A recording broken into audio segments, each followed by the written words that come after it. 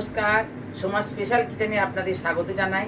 আজকে করব ঝিঙে দিয়ে আলু দিয়ে মুগের ডাল। চলুন কি কি রাখবে দেখে নিই।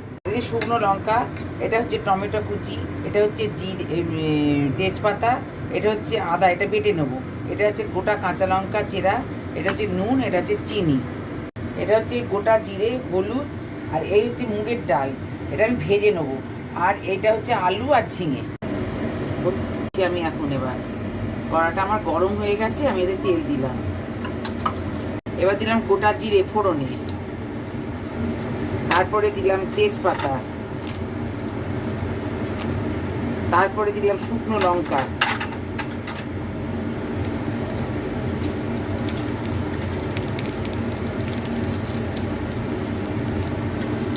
হয়ে গেলে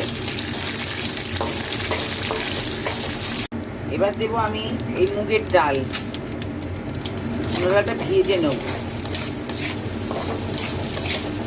ডালের সঙ্গেই আমি আলুটা ভেজে নিচ্ছি।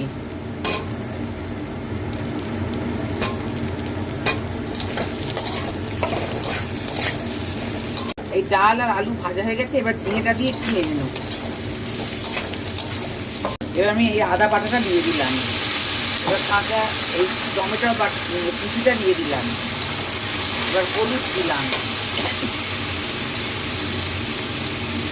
হলুদ খুব সামান্য দিয়ে এবার নেড়ে আমি ঢাকা দেবো, জল দিয়ে ঢাকা দেবো।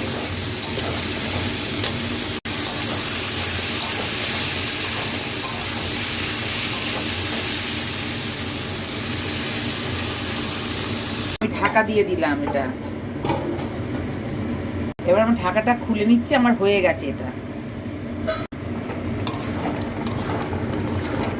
এবার এতে এই কাঁচা লঙ্কা চেরাটা দিয়ে দিলাম, এবার আমি এটা ঘি দিয়ে নামিয়ে নেব,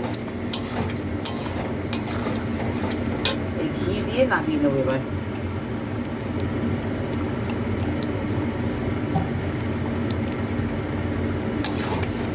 আজকের মতন এই পর্যন্ত।